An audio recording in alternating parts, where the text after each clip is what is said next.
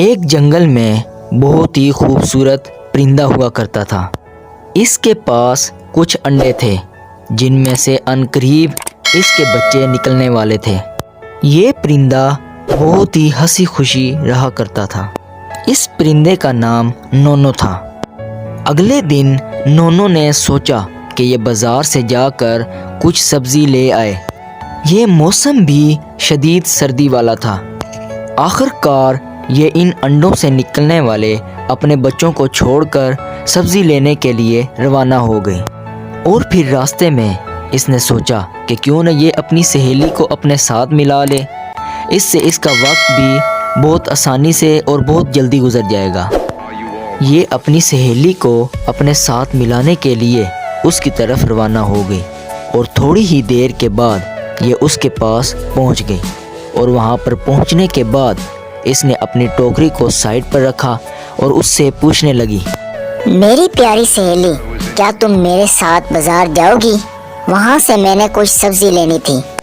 تو پھر اس کی سہیلی اس سے بولنے لگی، ہاں کیوں نہیں، میں نے بھی سبزی لینی ہے، چلو چلتے ہیں۔ پھر یہ دونوں بازار کی طرف روانہ ہو جاتے ہیں، اور راستے میں ایک دوسرے سے باتیں کرتے کرتے انہیں وقت کا پتہ ہی نہیں چلتا کہ یہ بازار تک پہنچ بھی جاتے ہیں۔ وہاں پر پہنچنے کے بعد یہ دونوں سبزی والے سے اپنی پسند کی سبزیاں خریدتے ہیں، اور تھوڑی ہی دیر کے بعد جب یہ سبزیاں خرید لیتے ہیں تو یہ واپسی کی طرف روانہ ہو جاتے ہیں۔ یہ واپسی پر بھی باتیں کرتے کرتے آتے ہیں، اور انہیں پتہ ہی نہیں چلتا کہ ان کا وقت کس طرح گزر جاتا ہے۔ اگلے دن نونو کی طبیعت اس سردی کی وجہ سے بہت ہی زیادہ خراب ہو گئی، اور یہ اپنے گھونسلے سے نیچے گر پڑی، اور تھوڑی ہی دیر کے بعد ایمبولینس والے آئے اور وہ اسے لے کر ہاسپٹل کی طرف روانہ ہو گئے۔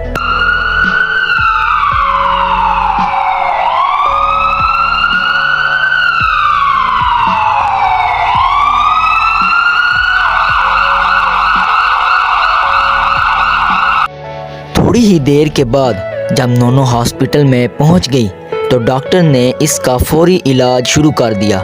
ڈاکٹر نے دیکھا کہ یہ تو بہت ہی زیادہ بیمار ہے۔ ڈاکٹر نے نونو کو بچانے کی بھرپور کوشش کی، لیکن نونو کی طبیعت اتنی خراب تھی کہ ڈاکٹر بھی اسے نہ بچا سکا، اور نونو وہیں ہاسپٹل میں مر گئی۔ نونو کے مرنے کے بعد ان انڈوں سے جب نونو کے بچے باہر نکلے تو ان کی دیکھ بھال کا ذمہ ان کی خالہ نے اٹھا لیا۔ ان کی خالہ بہت ہی زیادہ امیر تھی، اس کے پاس دولت کی کوئی کمی نہ تھی، لیکن اس کے پاس اولاد نہ تھی۔ اس وجہ سے اس نے نونو کے بچوں کو اپنی گود لے لیا اور ان کی اچھے طریقے سے پرورش کرنا شروع کر دی۔ اگر آپ لوگوں کو میری ویڈیو اچھی لگے تو سبسکرائب اور لائک کرنا مت بھولیے گا، تاکہ ہر آنے والی نئی ویڈیو آپ لوگوں تک پہنچتی رہے۔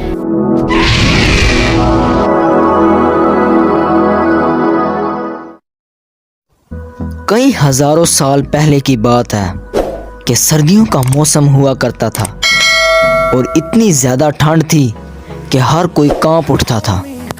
اس سردی کے اندر 3 دوست مل کر جنگل میں بیٹھے ہوئے تھے، اور انہوں نے آگ جلائی ہوئی تھی۔ اس آگ کی وجہ سے انہیں اتنی سردی محسوس نہیں ہو رہی تھی۔ یہ تینوں اگلے دن لگنے والے میلے کے بارے میں باتیں کر رہے تھے۔ کالو طوطے سے کہنے لگا، میرے بھائی، کل لگنے والے میلے پر کیا تم جاؤ گے؟ تو آگے سے طوطے نے جواب دیا، ہاں کیوں نہیں جاؤں گا، سال میں ایک ہی بار تو میلہ لگتا ہے۔ اگلے دن جب میلہ لگا تو ہر کوئی خوش نظر آ رہا تھا۔ اس میلے کے اندر بہت سارے سٹال لگے ہوئے تھے، گول گپے کے سٹال، جھولے اور بھی بہت کچھ اس میلے کے اندر تھا۔ اس میلے پر بہت زیادہ لوگ آ جا رہے تھے، ہر کوئی اپنی اپنی پسند کی چیزیں خرید رہے تھے اور خوش نظر آ رہے تھے۔ پھر اچانک ان کی خوشیوں کو خاک میں ملانے کے لیے ڈائناسور آ گیا۔ ڈائناسور وہاں پر ہر چیز کو تباہ کرنے لگا۔ اس حادثے میں بہت سے پرندے مر گئے اور بہت زیادہ زخمی ہو گئے۔ اس حادثے کے دوران وہاں پر نیلو بھی تھی جو بہت ہی زیادہ زخمی ہو چکی تھی، لیکن اس زخمی حالت میں یہ وہاں سے بھاگ نکلی اور سیدھی بادشاہ کی طرف روانہ ہو گئی۔ جب نیلو تاج محل کے قریب پہنچی تو یہ بادشاہ کے کمرے کی طرف روانہ ہو گئی۔ جب نیلو پرنسس کے پاس پہنچی تو اس نے پرنسس کو میلے کا سارا واقعہ بتا دیا اور پرنسس سے مدد کی درخواست کی۔ جب پرنسس نے نیلو کی ساری باتیں سنی تو اس نے اپنے سپاہیوں کو حکم دیا کہ وہ ہیلی کاپٹر لے کر جائیں اور وہاں سے ڈائناسور کو ختم کر کے آئیں۔